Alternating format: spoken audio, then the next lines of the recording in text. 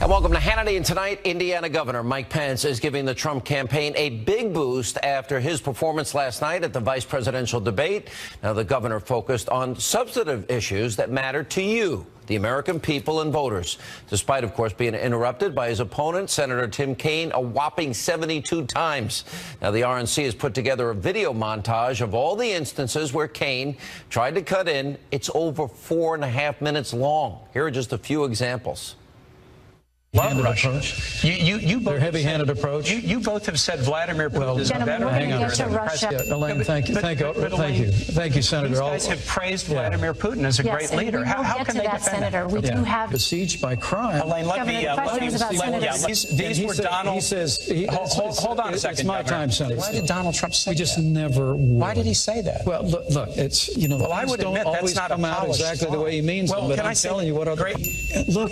Can you defend it? Violent and taking you want to use a big tar brush against Mexico? He also said, famous National Prayer Breakfast. This is important. Bring many families around the country with options so that families Governor, readily why don't you trust women to make this choice for themselves? All right, joining us now on a cable exclusive is 2016 Republican vice presidential nominee, Indiana Governor Mike Pence. Governor, 72 times. What were you thinking? Hey, Sean, good to be with you from here in Pennsylvania. We just started our bus tour, and it's great to have a few minutes with you. Look, I was honored to be there, and I know some people say that we might have won the debate. I leave that to you and to others. Well, pretty much I think everybody, Donald Trump won the debate. Okay, but well, I think Donald Trump won the debate. I think Donald Trump's vision to make America great again won the debate. And I said that today at a rally in Virginia and tonight here in Pennsylvania. And I really think that vision for a stronger America at home and abroad, if we did any good last night, it was that we were able to communicate that vision and the clear choice the American people face. And I was frankly humbled and honored to be able to be there on his behalf. All right, both on Twitter and in speeches earlier today, Donald Trump was praising your performance. But yeah, you still have liberal media outlets that are saying, oh, there's Donald Trump's angry or so on and so forth. I don't believe the media, but I want to ask you, is there any truth to those reports? And did you talk to Donald Trump after the debate? I talked to him a couple times after the debate, and he just he couldn't have been more enthusiastic and more encouraging about congratulating me. And again, I have to tell you, I'm just so honored to stand with Donald Trump in this campaign. He has given voice to the aspirations and the frustrations of the American people like no American leader since Ronald Reagan, and to be able to be there, to be on that stage, and with my family all present and so many friends remembering us in their prayers, to be able to make that case was it was just a great privilege for me. He was excited about it. I was humbled by his encouragement, and we just got our head down here on the bus trail. I know he's out west and drew another big crowd today. We're just going to put our head down and keep working to drive that message about his vision to make America great again, and really the failed policies of Hillary Clinton and Barack Obama that have weakened America's place in the world, stifled America's economy, and they promise more of the same. We're going to make sure all of that is clear to the American people in the next 33 days. All right, so after 2 debates, it's very clear what the Clinton-Kaine strategy is. They want to dump the kitchen sink on Donald Trump, and what Donald Trump said 20 years ago, what Donald Trump said here and there and everywhere. The one thing that I think came out loud and clear last night is you weren't having any part of that. You were talking about substantive issues. And that means I don't think Hillary and Kaine can talk about the last 8 years with the economy when you have, you know, we've doubled the debt. We have the lowest labor participation rate, worst recovery since the 40s, 12 million more Americans in poverty, 8 million more on food stamps. How can they possibly defend that? Because they want to double down on that. And as you pointed out repeatedly, want to raise taxes, increase spending. So that's off the table, right? They can't talk about the economy. So that's why they're talking about Trump? Well, look, and don't leave out foreign policy. I mean, Hillary Clinton is the architect that was my next foreign policy of the Obama administration. I mean, literally, she travels the world, and And Americans are less safe today than the day that Barack Obama became president of the United States. The world is more unstable today. And to your point, our economy is struggling. Their answer is more of the same weak and feckless foreign policy that leads from behind, and more taxes, more regulation, more of the war on coal, more of Obamacare. And to be able to be on that stage and lay out that contrast to the best of my ability last night, but also lay out Donald Trump's vision for a strong, broad-shouldered American leadership on the world stage, rebuilding our military, cutting taxes, repealing Obamacare, having smarter and tougher trade deals. It was just very encouraging to me. And to your point, I have to tell you, to hear Senator Kaine kind of go through their litany they're robotic of insults. Then it's robotic. It's like turn to me and I will repeat what they told me to say. They will repeat it again. That's what I felt like I was watching. And then he said, and here's the insult-driven campaign. I thought that must have been focus group somewhere. I thought the insult-driven campaign. Hillary Clinton said half of Donald Trump's supporters were a basket of deplorables. We're irredeemable. We're not America. And the only thing she ever said she regretted was saying half. And so, you know, the point of the matter is that we've got major challenges facing the country today, at home and abroad. And as I said in Virginia and said in Pennsylvania here tonight, is, you know, this campaign is about restoring strong American leadership at home and abroad, getting this economy moving again, upholding our Constitution, holding the highest standards of integrity in the highest office in the land. And Donald Trump and I are going to keep focusing on that agenda to make America great again. Frank Luntz is going to join us coming up later in the program tonight. He was with a group of undecided voters in Ohio. 24 of those undecided voters gave the debate to you, only 4 to Senator Kaine. The best line that he dialed from you last night was what you just said, and that is about the basket of deplorables and the 33,000 emails. Interestingly, the worst line, and we'll show this on our dials, the worst line was Tim Kaine, again bringing up Donald Trump's taxes, and I thought it was very effective. Are you saying, Senator, that you pay more than what the government and the law says you're supposed to pay? You know, who is going to pay more? If Hillary wants to pay more, I want to hear that. I want to see that she did that, because she once deducted her underwear, or at least Bill and Hillary deducted underwear on their tax returns. I have to tell you, that was a remarkable moment. I don't think I ever got an answer from Senator Kaine, but I did say, do you take deductions? Because I take all of our deductions. Look, Donald Trump, obviously, the tax returns that came out in the last week show that 20 years ago, Donald Trump hit some hard times. Literally, he had enormous losses in his business, and yet he found a way, using the laws of this country, to brilliantly steer his way back from those operating losses to create a business that is worth billions today, that's employed tens of thousands of Americans.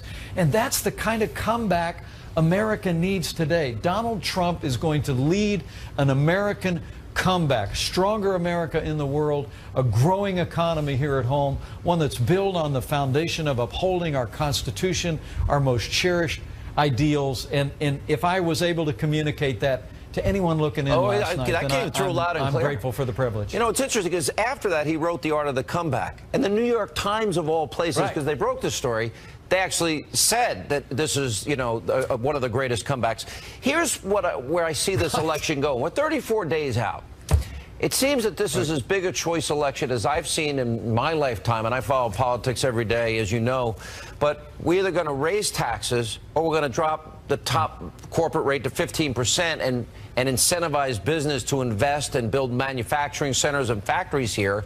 We're either going to be energy independent or put coal companies out of work, coal miners out of work. We're either going to put Supreme Court originalists or activists on the court. We're going to have a president that says radical Islam or not, a president that vets refugees, as our intelligence officials tell us to do, or not, because ISIS will infiltrate. We're either going to build a wall, protect our borders for national security and economic reasons, or not. We're either going to put education back to the states or not. There's a story today. 215 vets died, according to an IG report, because our VA failed them again, even still. This is as big a choice as I've seen. Do you think the American people are going to see that? Do you think they'll get sick of the robotic lines of Hillary and Kaine as this 34 days unfolds? Well, it's my hope that the American people will see this. This isn't an election between one leader that's going to take America this much farther up and another one that'll take it a little bit less than that. I say this all the time, and it's the reason why I joined this campaign in a heartbeat.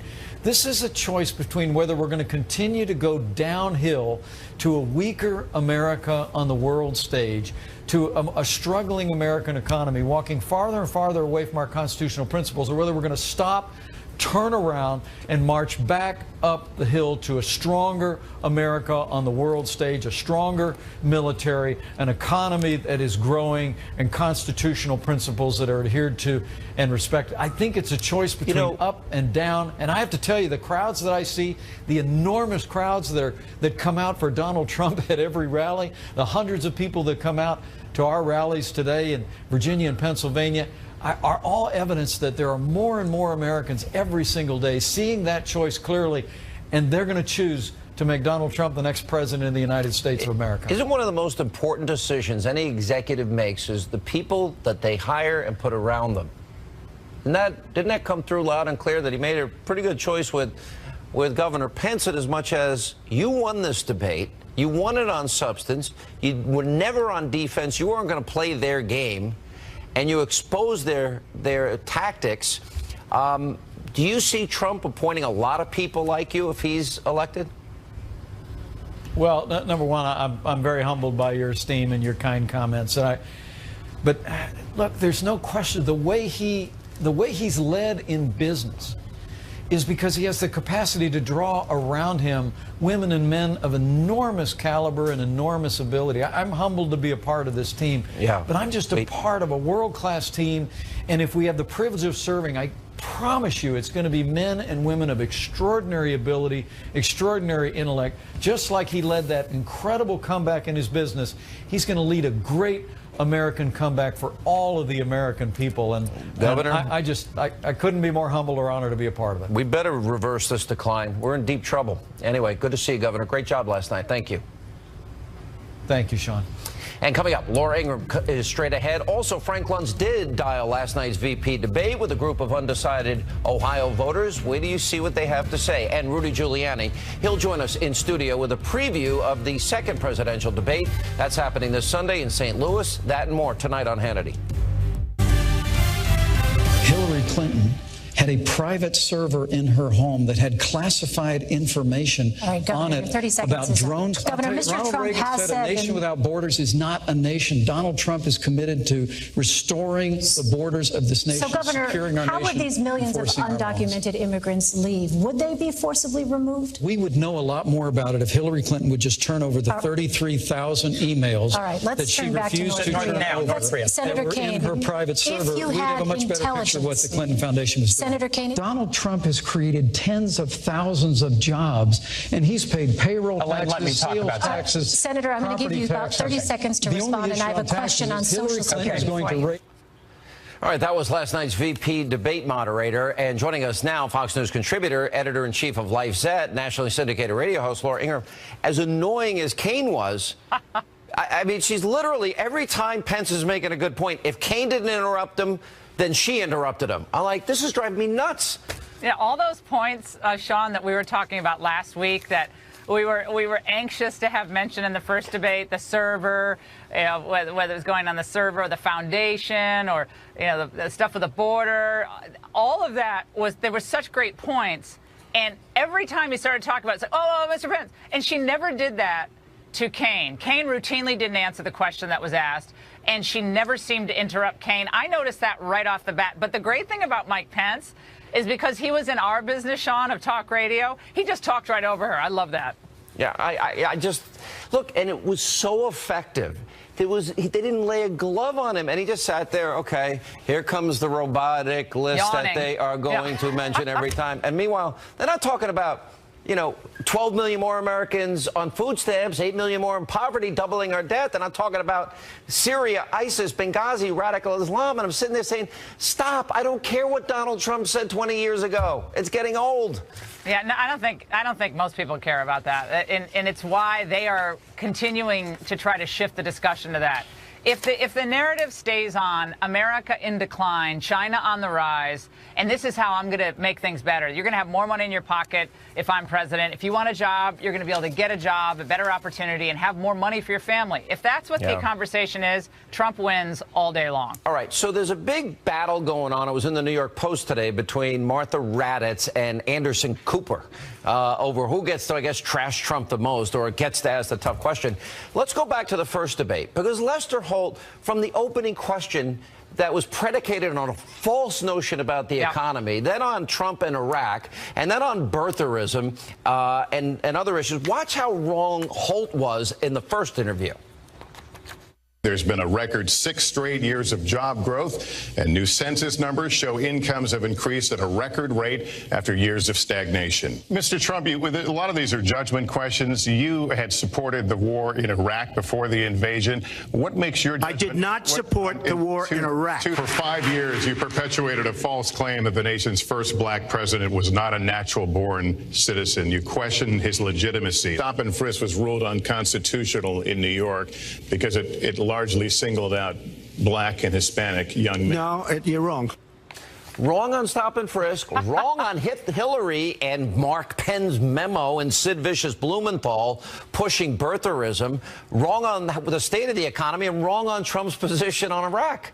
And that was debate. This is now, it's 2-on-1 every debate now. Right. And I think Trump just has to go into this debate on Sunday just knowing that. I think he does know that. I think he knows that this is their goal. Their goal is to make sure he doesn't become president of the United States. Their goal is not to make him look better. Their goal is not to let him finish the thought. Their goal is to help him, retire or go back to reality TV. And he's got to know that. And he's got to stay right on point. It's not about him. It's not about his businesses. It's about the American people, and it's about making this country, as his motto is, great again, and how he's going to do it. Hillary has no record to stand on, which is why she's doing that. Again, he stays on, this is the people's government, as he said yesterday, Sean. He said, it's not about me, it's about you. I like that. I think that was a really good turn of phrase that he used yesterday, and I think we'll see more of that. All right, last point. What advice, maybe learning something from last night, what advice do you give to Trump? What should he take out of this debate going into Sunday's debate?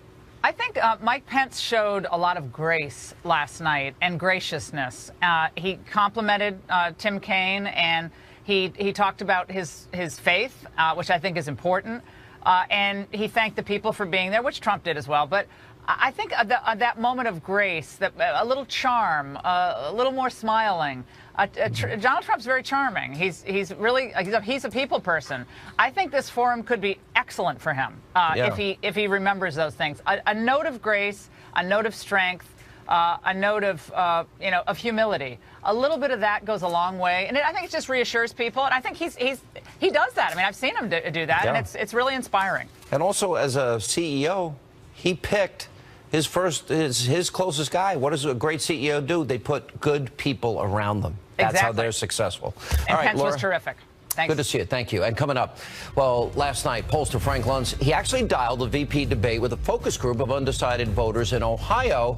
Wow, by a huge margin, they say that Governor Pence won, more than 80%, as a matter of fact. Plus, Donald Trump and Hillary Clinton get ready to square off during the Sunday night second presidential debate. This one happening in St. Louis. We'll get a preview with former New York City Mayor Rudy Giuliani in studio and much more.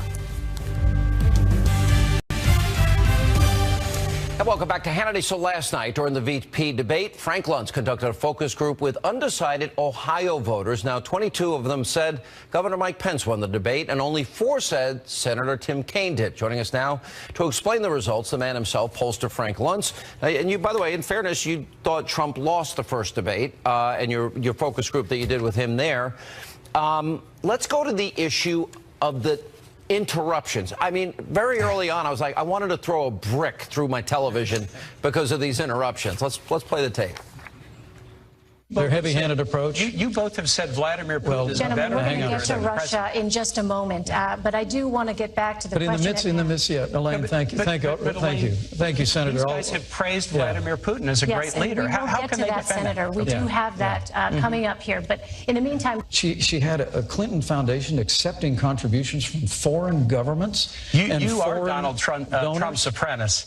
Let me talk about this Senator, issue. I think I'm still on my time. Well, isn't this a discussion? This is our open discussion. Let's talk about the state of the world. Let me interrupt you and finish my sentence if I can. Hillary Clinton failed to renegotiate a status of forces agreement. No, that is incorrect. And so we removed all of our troops from Iraq, and ISIS was able to be conjured up in that vacuum but I'd like to correct and overrun vast areas of Iraq. President Bush.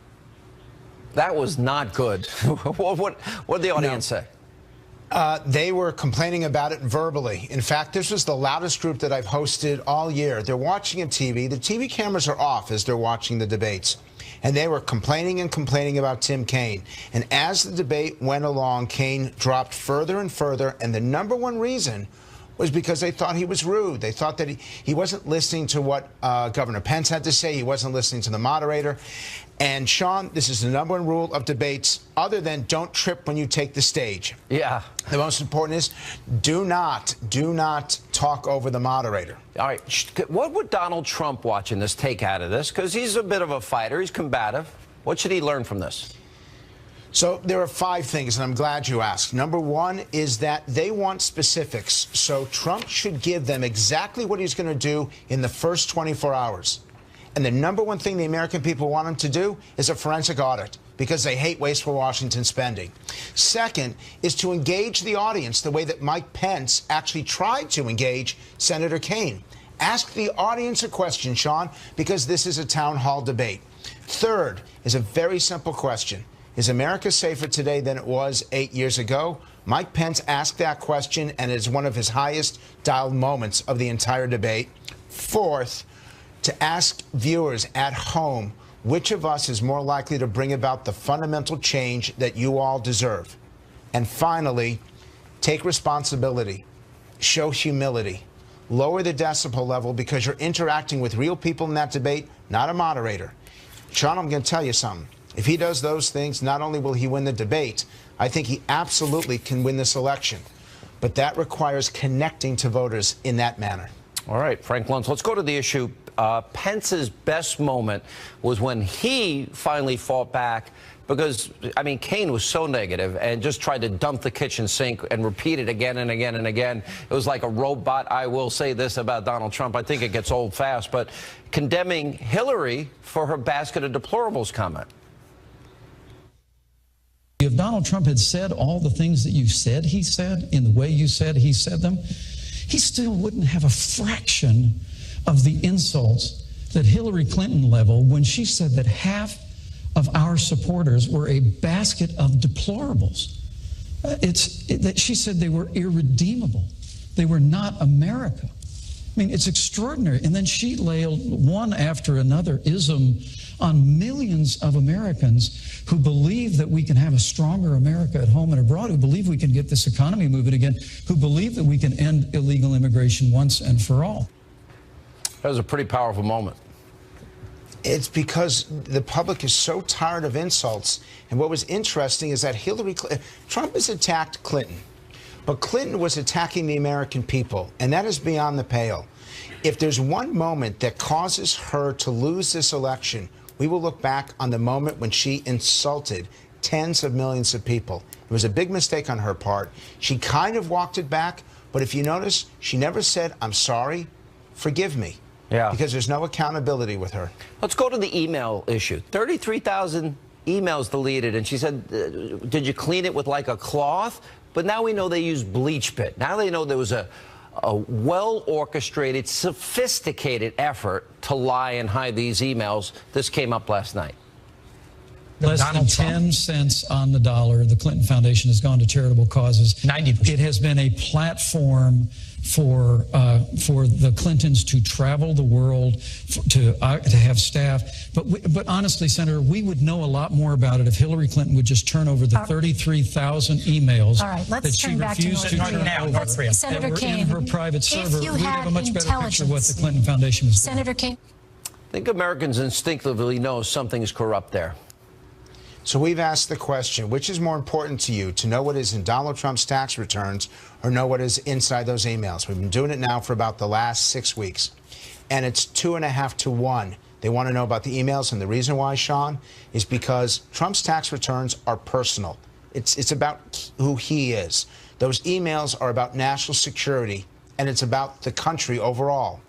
And so every time that she talks about tax returns, Trump should talk about emails. Yeah, emails and the speeches she gave for a lot of money. I think that would probably resonate, too. All right, last one. The worst Kaine moment if Trump about the tax returns, which you were just referring to. The Trump Organization is an octopus-like organization with tentacles all over the world whose conflict of interest could only be known if Donald Trump would release his tax returns. He's refused to do it. His sons have said that the organization has a lot of business dealings in Russia. And remember, the Trump Organization is not a nonprofit. It's putting money into Donald Trump's pockets and into the pockets of his children. As a side note, the Trump sons have contradicted that, but putting that aside, I think most people also recognize 18 years of audits, that's really abusive by any government agency, right? Well, the public feels that it's all a scandal, it's all a mess, and they are hoping that one of these candidates will step above and beyond all this, look people straight in the eye, as I am to you right now, and just tell them what they think, tell them how they feel. Yeah. This election is up for grabs, and the key states, Florida, Ohio, Pennsylvania, are all within the margin of error. This town hall debate is Donald Trump's best opportunity to connect, to interact, to engage. The first candidate that asks the audience a question, I'll bet you that's the candidate that wins. All right. Thanks, Frank Luntz. Appreciate it. And coming up, Donald Trump getting ready for his second presidential debate against Hillary Clinton. It's taking place Sunday in St. Louis. Former New York City Mayor Rudy Giuliani will join us with a preview of what we can expect, and also tonight. We've got this crazy system where all of a sudden 25 million more people have health care, and then the people are out there busting it sometimes 60 hours a week, end up with their premiums doubled and their coverage cut in half. It's the craziest thing in the world. I actually agree. It's the craziest thing in the world. You heard it right. Bill Clinton calling Obamacare the craziest thing in the world. Now he's trying to spin those comments. Former governor of Arkansas, Mike Huckabee, and Ari Fleischer will weigh in on that and more.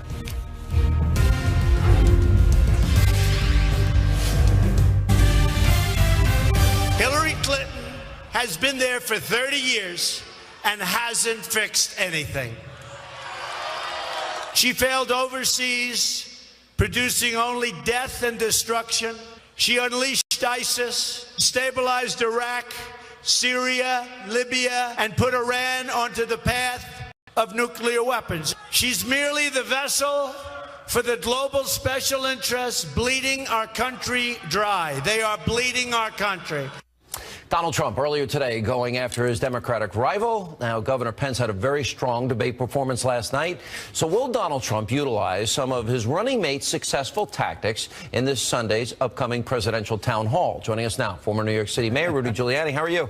I'm really good. Really good. I think we all agree. Governor Pence did great. You've been involved in debate prep with Trump in this campaign. What would you tell him to take from what Pence did last night into Sunday's and the town hall? Do the same thing. Don't answer any more questions. I've probably done 11 primary presidential debates and then debates for mayor, and then I was a trial lawyer for 20 years of my life, and an appellate lawyer, and argued in the Supreme Court. So I know a lot about this. Last night's performance I would use in a class if I were teaching how to debate. It was really good. It was brilliant. And you could see he let his opponent become angrier and angrier because he wasn't scoring. The whole purpose of all those attacks on Trump was to get Pence to get into the weeds of the attack and start talking about this and that and this. And Donald Trump did do a little of that in the first debate, answering birtherism, taxes. Forget it. Not paying people. Forget it. He answered it all with one knockout punch when he said, you can add up all the attacks. And let's even say they're true. And a lot of them aren't. But what your candidate said about the American people is much, much worse than that. Isn't it good to pivot to this? Hillary, I know you memorized your lines. Of course. You're a robot. Tim Kaine is a robot. We've heard it now for 2 debates. But I'm running because we have 12 million more Americans on food stamps, 8 million more in poverty, 95 million Americans out of the labor force, and we've robbed our kids blind by doubling the debt. Yeah, that's the attack part. And then the answer part. I'm going to lower taxes. Corporate rate, 15%. I'm going to lower corporate rates. That's going to bring billions back and lots of jobs. I'm going to put coal miners to work. You're going to put them out of work. That can deliver 2 states. Sure. I'm going to renegotiate our trade deals so that when we send a car to Mexico, they can't charge a 20% tariff on us, and we charge no tariff on them. And it was the stupidity of your husband's administration that cost us jobs in Ohio, and cost us jobs in Michigan, and cost us jobs in Indiana, and all over the country. That's what he has to do. I also thought it was good that Governor Pence, as they did the list, I don't know, whatever you want to call it, the list. Xenophobia, Islamophobia.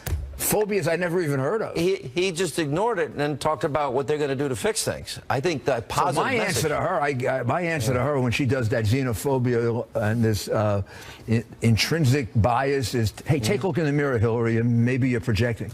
Ooh, good line. Because I'm not prejudiced. You may be, I'm not. But so here's the reality. The only thing she's got is to try and convince the American people he doesn't have the temperament to be president. She can't talk about the last 8 years of the economy. She can't talk about her failed foreign policy. Listen to Kaine's debate last night. Now, what did Kaine do? He spent 2/3 of his time attacking Donald Trump and interrupting Mike Pence. Very little defense of Hillary Clinton's positions and what she's going to do. A little bit here and there, but it was like Obama warmed over spit. It was like ridiculous stuff. Like here, when I walked out of the debate the other night, I said I always knew Hillary was ignorant on foreign policy. Look what she did to us. I never knew she was as ignorant on the economy. She believes she's going to tax people more and bring jobs back. But you know, isn't a real leader, an executive? You were one in New York City. By the way, it's bigger than how many other governments and countries, for crying out loud? Probably both the states that they run. All right, so my question to you is, isn't it one of the most important things that an executive will do is appoint good people? And didn't Mike Pence show that Donald Trump had made a great decision here? It isn't. It's the most important thing you do. When people praise me for September 11th, I say the following: don't praise me. I was standing on the shoulders of giants, and they think I'm being unnecessarily humble. Not true. You believe that? I know it's true. Yeah. I couldn't have done it. Yeah. I couldn't have done it without the unbelievably heroic, from the top people, from the people that were in a room with me, to the guys running up the who stairs, almost died with me. Yeah. And boy, they didn't break a sweat. They didn't break a sweat. All they were thinking about was, how do we get out of here so we can help our people?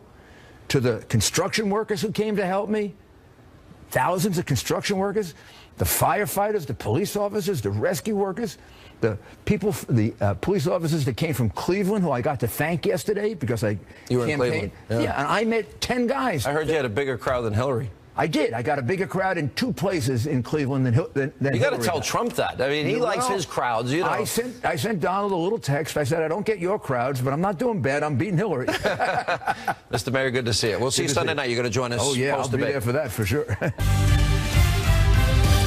And welcome back to Hannity. So Bill Clinton is doing some serious backtracking after saying this about Obamacare earlier in the week. Take a look.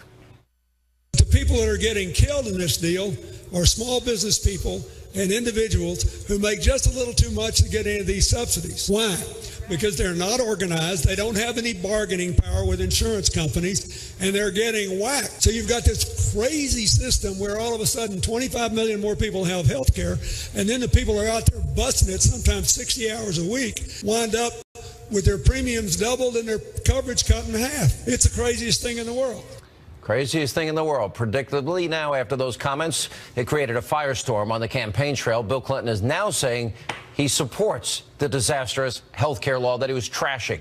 Here with reaction, our former 2016 GOP presidential candidate, former Governor Mike Huckabee, and former White House Press Secretary Ari Fleischer. And it's pretty amusing. For a minute, he actually stumbled onto the truth and was really passionate about it, Ari. Well, they do call him the explainer, the secretary of explaining stuff for a good reason. Yeah. Look, he put his finger on exactly what's the problem here. When the government takes hundreds of billions of dollars from citizens, yes, it can subsidize the purchase of health care, not high quality, but health care for some other citizens. But in the process, it's forced working Americans to pay higher premiums, to lose their doctors, lose their insurance companies in many cases. Bill Clinton put his finger on exactly what's wrong with Obamacare. Yeah, what did you think of it, Governor? Well, first of all, there was a real news headline in all of this, Sean, but it wasn't just, what Clinton said about Obamacare. It was the fact that we had an instance where a Clinton told the truth. That's a news bulletin. But the truth that he told was significant. Yeah. That's why you were always a great debater. Go ahead. He was revealing what we all knew, and that is that you can't dump millions and millions of the sickest people into an insurance program and the rates are automatically going down. But Sean, the single most important thing that has happened as a result of Obamacare, it has changed the way people in business are doing business. For the first time in American history, people are trying to figure out how to be small, not big, how to shrink their business, not grow their business. No wonder the unemployment rate is so high. You have people trying to keep their total employees under 50, the working hours under 30, and that's disastrous for economic development. Look, I got to be honest. Two of the Clintons stumbled onto the truth this week, Ari, because, well, Hillary was talking about Bernie Sanders supporters in that tape that was released. And in that tape, she's either trashing Bernie Sanders supporters as living in mommy and daddy's basements, or she's revealing just how bad the last 8 years have been to the economy, a point I often make. Lowest labor participation rate, 12 million more Americans on food stamps, 8 million more in poverty, a doubling of the debt. Which is it?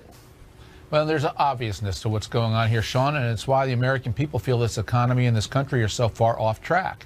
And that's because we have the weakest economic recovery going since the Great Depression. And it's probably because of all the policies that the president has put on business, on regulations. And if you work in business, creating jobs, you feel as if the government is not on your side, and you never know when they're going to turn against you again. And it's made business very cautious. Really what the country needs, and this is where Donald Trump has a chance if he can focus on it, is somebody who recognizes what businesses go through, what the private sector goes through, so we can create jobs and give Americans a chance to make it again. That's what's missing. Let me ask you both, 30 seconds each, what advice, in light of Mike Pence really great appearance last night and win last night, what advice do you give Donald Trump going into Sunday, Governor Huckabee? Well, first of all, Mike Pence carried on a conversation. He was relaxed. He was prepared. Tim Kaine was canned and planned. He was over-prepared. He was making a speech.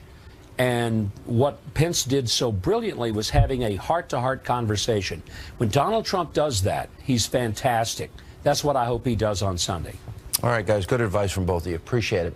And coming up, very important question of the day has to do with last night's debate. That's next. All right, time for a question of the day. So who do you think won last night's VP debate? Just go to Facebook.com/Sean Hannity, at Sean Hannity on Twitter. We want to know what you think. It's all the time we have left this evening. As always, thank you for being with us. We'll see you back here tomorrow night.